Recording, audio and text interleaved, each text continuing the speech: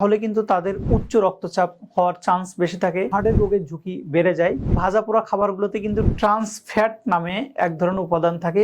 ইফতারের পর থেকে সেহরির আগ পর্যন্ত পর্যাপ্ত পরিমাণ।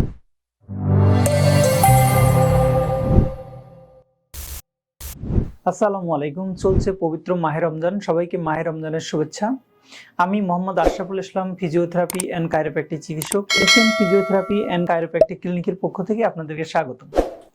দর্শক, অ্যাজ এ মুসলিম কান্ট্রি হিসেবে আমাদের জন্য, এই প্রত্যেকটা মুসলমানদের জন্য রোজা কিন্তু খুবই একটা গুরুত্বপূর্ণ বিষয়, এবং এই রোজার মাসের সুস্থতাটাও কিন্তু অনেক গুরুত্বপূর্ণ। রোজার মাসে সুস্থ থাকাটা এত বেশি গুরুত্বপূর্ণ, তার কারণ রোজাতে যে ফজিলতগুলো আমাদের জন্য আছে, এই ফজিলতগুলো কিন্তু অন্য কোনো মাসে নেই। তো সেক্ষেত্রে আপনি যদি সুস্থ থেকে এই রহমতের মাসটা, এই ফজিলতের মাসটা, এই মাগফিরাতের মাসটা যদি ঠিকঠাক মতো সম্পন্ন করতে পারেন, তাহলে কিন্তু এটা অনেক অনেক আমাদের জন্য ভাগ্যের ব্যাপার অথবা কপালের ব্যাপার। তো সেক্ষেত্রে এই মাসে আপনার ফিজিক্যাল ফিটনেসটা খুবই খুবই গুরুত্বপূর্ণ। তো আমি আজকে আপনাদের জন্য 3টা টিপস দেব। এই 3টা টিপস যদি আপনারা ঠিকঠাক মতো ফলো করতে পারেন, তাহলে ইনশাল্লাহ পুরোটা রমজান মাস আপনার সুস্থতায় কাটবে ইনশাল্লাহ। তো আমার নাম্বার 1 টিপস হচ্ছে এক্সারসাইজ। অনেকের ধারণা যে রোজা রেখে এক্সারসাইজ করব কিনা। না দর্শক, রোজা রেখে অবশ্যই আপনি এক্সারসাইজ করতে পারবেন। একটা টাইম করে এক্সারসাইজ করবেন, হয় ইফতারের আগে অথবা ইফতারের পরে। যে ধরনের এক্সারসাইজগুলো করবেন সেটা হচ্ছে এরকম লাইট এক্সারসাইজ করবেন, কোনো সমস্যা নেই। আপনি পারলে একটু জগিং করেন, আপনি পারলে একটু ওয়াকিং করেন, আপনি পারলে সাইক্লিং করেন অথবা ট্রেডমিলিং করেন। এই ধরনের এক্সারসাইজগুলোই কিন্তু আপনার রোজাতে খুব বেশি শারীরিক ফিটনেস রাখার জন্য খুবই বেশি হেল্প করবে।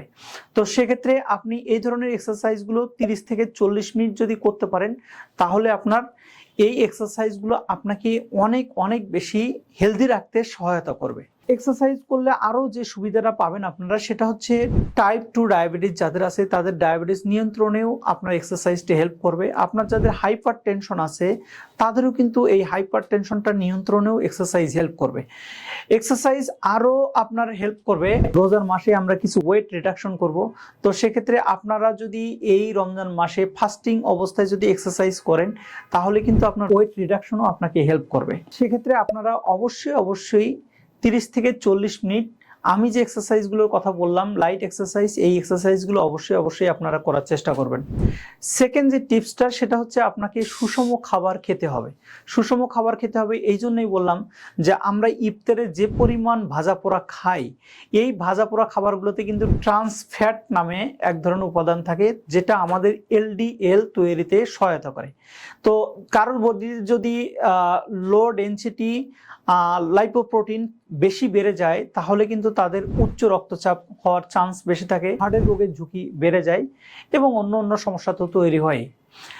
তো সেক্ষেত্রে আপনারা অবশ্যই ভাজা পোড়া খাবারটাকে পরিহার করে চেষ্টা করবেন যে সুষম খাবার তালিকা মেনটেন করার জন্য। সুষম খাবার বলতে আপনি ইফতারে রাখতে পারেন, আপনি খেজুর রাখতে পারেন, আপনি ফ্রুটস রাখতে পারেন, এনি কাইন্ড অফ ফ্রুটস। বিশেষ করে রসালো জাতীয় যেসব ফ্রুটস আছে, বিশেষ করে তরমুজ, আনারস, আপনি কলাও খেতে পারেন। কলা খেলে আপনার কিন্তু সারাদিনের ক্লান্তিটা অনেকটাই কেটে যাবে। তো আপনারা রসালো খাবার রাখতে পারেন, এবং অন্য যে ন্যাচারাল ফ্রুটসগুলো আছে, সব ফ্রুটসই কিন্তু খাবারের তালিকায় রাখতে পারেন।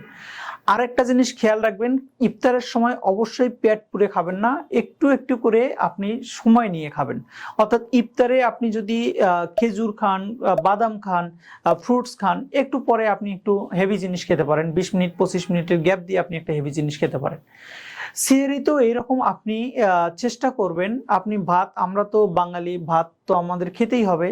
চেষ্টা করবেন আমরা ভাত, মাংসটাকে পরিহার করার চেষ্টা করবেন, তার কারণ মাংসটা অনেক এক্সাইটেড খাবার। তো সেক্ষেত্রে ভাত, মাছ সাথে আপনি ডিম খেতে পারেন, ডিম সিদ্ধ খেতে পারেন, পারলে ওই সময়ও একটু খেজুর খেতে পারেন। তার কারণ আপনার খেজুর যে ভারী খাবার, এই খাবারটা কিন্তু আপনাকে প্রচুর পরিমাণ এনার্জি যোগাবে। তো সেক্ষেত্রে বাদাম খেতে পারেন, আপনি কাজু কিশমিশ খেতে পারেন, এই খাবারগুলো আপনি সেহরিতেও খেতে পারেন। এবার আমরা যে থার্ড যে টিপসটা দেব, আপনার বডি যাতে ডিহাইড্রেট না হয়, তার জন্য কিন্তু ইফতারের পর থেকে সেহরির আগ পর্যন্ত পর্যাপ্ত পরিমাণ পানি খেতে হবে।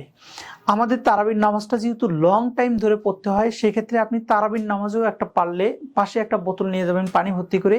তো সেক্ষেত্রে পর্যাপ্ত পরিমাণ পানি, এখানেই আপনি চেষ্টা করবেন যে পর্যাপ্ত পরিমাণ পানি ইনটেক করার জন্য। ইফতারের পর থেকে সেহরির আগ পর্যন্ত পর্যাপ্ত পরিমাণ পানি নেওয়ার চেষ্টা করবেন। আপনি অবশ্যই আমরা অনেকেই শরবত তৈরি করে খাই, আপনি চিনিটাকে একটু পরিহার করবেন এবং চিনি জাতীয় খাবারগুলোকে একটু পরিহার করার চেষ্টা করবেন। দর্শক, আমাদের এই টিপসগুলো যদি আপনি ফলো করতে পারেন তাহলে সম্পূর্ণ রমজান মাস আপনার অনেক হেলদি এবং সুস্বাস্থ্যভাবে কেটে যাবে। দর্শক, আমাদের এই ভিডিওগুলো করার উদ্দেশ্যটা হচ্ছে আপনাদেরকে স্বাস্থ্য সচেতন করা। সেক্ষেত্রে ভিডিওটা দেখে যদি আপনারা উপকৃত হন তাহলে ভিডিওটাতে একটা লাইক দিবেন। আমরা যেহেতু ব্যথার চিকিৎসা করি, ব্যথা সম্পর্কিত যদি কোনো কিছু জানার থাকে তাহলে অবশ্যই কমেন্ট করে জানাবেন। ভিডিওটা একটু শেয়ার করে রাখবেন যাতে আপনার শেয়ারের মাধ্যমে অন্যরাও ভিডিওটা দেখে উপকৃত হয়। আর আপনি যদি আমাদের চ্যানেলে নতুন হয়ে থাকেন তাহলে চ্যানেলটি সাবস্ক্রাইব করে রাখবেন। আর একটা জিনিস বলে রাখি, pain free life, happy life.